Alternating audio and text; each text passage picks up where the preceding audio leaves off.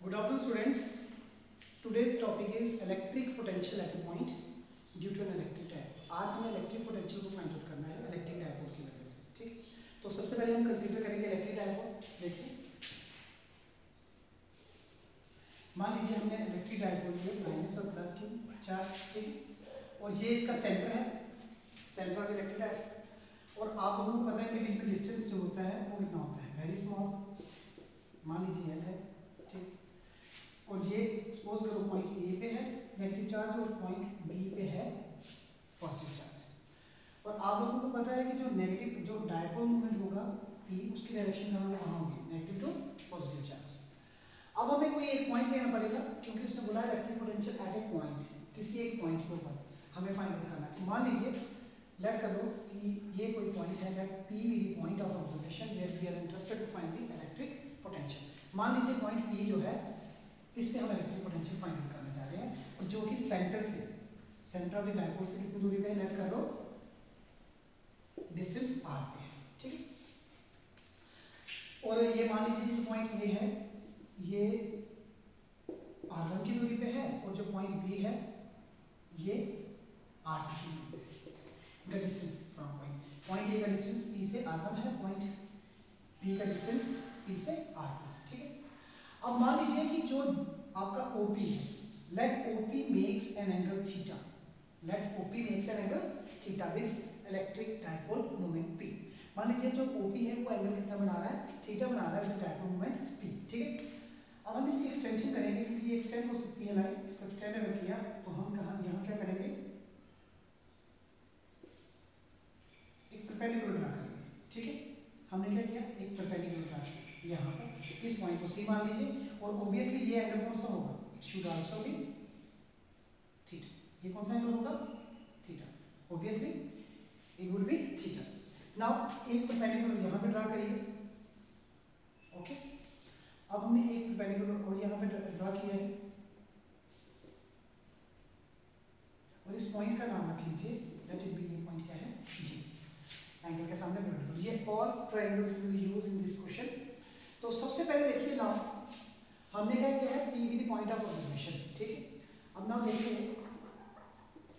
Electric potential जो होगा, electric potential at P due to negative. तो मैंने आप लोगों को बताया था कि अगर चार्ज नेगेटिव है तो इलेक्ट्रिक पोटेंशियल भी क्या होगा, नेगेटिव होगा, और अगर चार्ज पॉजिटिव है तो इलेक्ट्रिक पोटेंशियल भी क्या होगा, पॉजिटिव होगा। तो यहाँ पे electric potential at P due to minus Q given by क्या होगा, वो होगा that should B v1, late कर लीजिए, तो आएगा 1/4 माइनस क्यू बाय डिस्टेंस क्या है, पॉइंट से डिस्टेंस कितना है, r1, ठीक है। तो इसको लिख सकते हो आप v1 is equal to 1/4 negative में आ जाएगा माइनस क्यू बाय r1। तो ये हमारा v1 आ गया। Again electric potential eight P due two plus charge is given by, वो क्या होगा, वो होगा लेट इट बी, वो v2 है, तो ये आएगा 1/4 प्लस q बाय r2, क्योंकि इसका डिस्टेंस कितना है, r2, जिसको आप लिख सकते हो v2 is equal to 1/4 q by r2। तो ये हमारे पास इलेक्ट्रिक पोटेंशियल मिली, ठीक है। अब according to superposition principle you know, तो रिजल्टेंट पोटेंशियल क्या होगा, टोटल पोटेंशियल जो होगा एट पॉइंट P वो क्या होगा,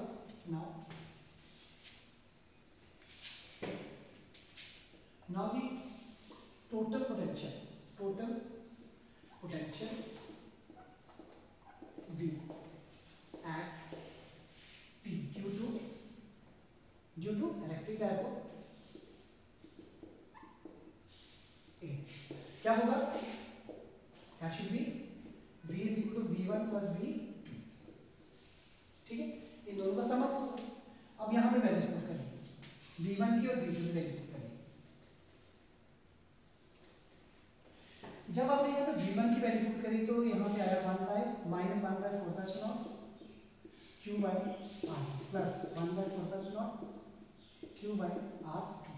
तो यहाँ पे ये चीज़ कॉमन है, तो यहाँ से कॉमन लीजिए 1/4, यहाँ पे आ जाएगा -1/r1 plus 1/r2। Epsilon naught 1 by R two minus 1 by R. मान लीजिए ये क्वेश्चन है वो स्टार, ठीक है। अब हमारा जो क्लेम है, हमारा जो मेन क्लेम है इस क्वेश्चन में, वो हमें क्या करना है, we have to find out the value of r1 and r2। अगर हम r1 और r2 को वैल्यू को फाइंड आउट करेंगे, उनको हम यहाँ पे पुट करेंगे, तब हमारे पास टोटल पोटेंशियल आएगा। तो देखिए अकॉर्डिंग टू फिगर हम चलेंगे तो निकालना शुरू करेंगे। पहले हम r1 की वैल्यू निकालेंगे, फिर हम निकालेंगे r2 की, ठीक है ना। सो सबसे पहले ना देखिए, आप लोगों के पास जो वैल्यू है R1 इज इक्वल्स टू कितना है 80, ठीक है। लेकिन 80 किसके अप्रॉक्सीमेटली इक्वल है, ये है CP, ठीक है। और CP किसके इक्वल है, CP आपका है OC plus OP, OC plus, क्योंकि जो CP है वो हमारा कितना है OC प्लस OP।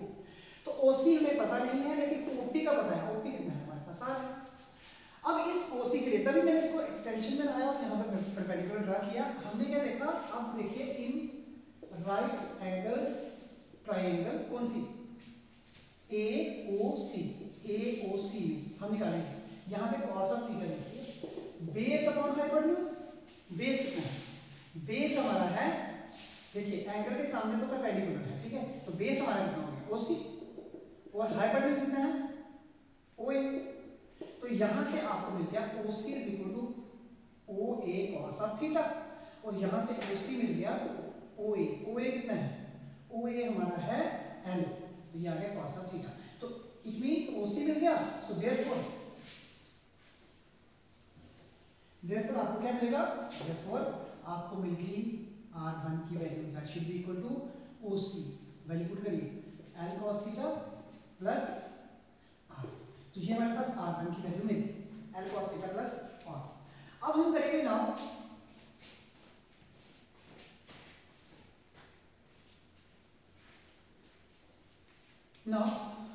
अब आपकी वैल्यू है R2। R2 देख लीजिए, R2 किसके बराबर है, R2 हमें पता है कि BP के इक्वल है। BP आगे किसके इक्वल है, ये वाली और ये अप्रॉक्सीमेटली इक्वल होगी। तो ये आएगा BP is approximately equal to DP, ठीक है। और DP किसके इक्वल होगी, DP होगी OP minus OD, OP minus OD। Check कर लीजिए, अगर ये दोनों अप्रॉक्सीमेटली इक्वल है तो व्हाट विल हैपन, बेसिकली जो DP है, DP कैसे निकालेंगे हम, OP में से OD। लेकिन OP का तो मुझे पता है, कितना है OP हमारे पास, OP हमारे पास R है, और OD का हमें नहीं पता, ठीक है। तो अब इस OD के लिए देखिए, हमने यहाँ पे ऑलरेडी ट्रायंगल बनाकर रखी हुई है। Again in right angle triangle, कौन सा BOD, ट्रायंगल BOD। सो BOD में cos ऑफ थीटा ही देखिए, तो यहाँ पे बेस अपॉन हाइपोटेन्यूज होगा। व्हाट इज बेस, बेस क्या है आपको पता है, बेस कितना है OD, क्योंकि यहाँ पे ये एंगल के सामने परपेंडिकुलर, ये बेस ये हाइपोटेन्यूज, तो यहाँ पे आएगा बेस हमारा आ गया OD, और हाइपोटेन्यूज कितना है OB। तो यहाँ से हमें OD मिल जाएगा OB cos थीटा, और OB कितना है, OB हमारे पास L है, L cos ऑफ थीटा। तो यहाँ पे वैल्यू कुछ चेंज हो जाएगी। सो देयरफॉर R2 मिल जाएगा R minus L cos of theta, ठीक है। अब ये दोनों वैल्यूज R1 और R2 की वैल्यूज पुट करिए इन स्टार, ठीक है। जो हमारे पास स्टार इक्वेशन है उसमें पुट करिए नाउ, स्टार बिकम्स, जो हमारे पास हमने स्टार इक्वेशन रखी थी वो क्या बन जाएगी, V।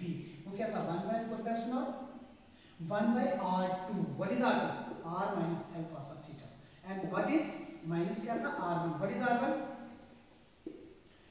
R1 क्या है, R1 था हमारे पास R plus L cos of theta, ठीक है। अब हम इसको सॉल्व करेंगे।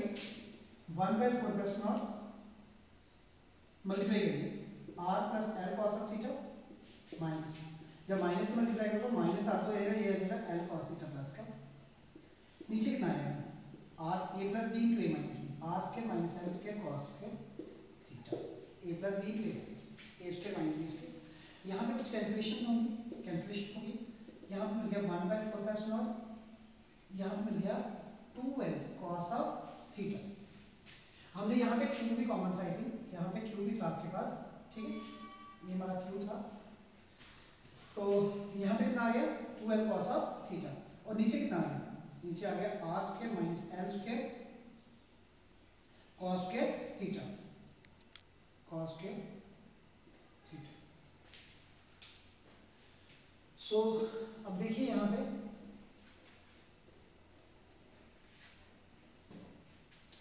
अब आपके पास इसको हम लिख सकते हैं ऐसे q इंटू ट्वाइस ऑफ है into cos theta upon 4 by epsilon naught r square minus l square cos square theta. अब आप लोगों को पता है कि इलेक्ट्रिक डायपोल मोमेंट की वैल्यू क्या होती है, जो p होता है that should be equal to q into twice of l। तो हम यहाँ पे वैल्यू पुट कर लेंगे p upon 4 by epsilon not cos of theta upon r square minus l square cos square theta. अब आप लोगों को पता है जो लेंथ होती है डायपोल की वो क्या होती है, वेरी वेरी स्मॉल होती है, सिंस जो आपका r है वो बहुत ज्यादा बड़ा है इससे l से, ठीक है, तो इसलिए v कितना आएगा, ये नेगलेक्ट हो जाएगा, ठीक है, तो ये आएगा 1/4 p cos theta upon r का स्क्वायर आ जाएगा, ठीक है। तो ये तो रिक्वायर्ड एक्सप्रेशन आ गया, this is the required expression for electric potential at a point due to an electric dipole. अब इसके ऊपर कुछ स्पेशल केसेस हैं, जरा ध्यान दीजिएगा।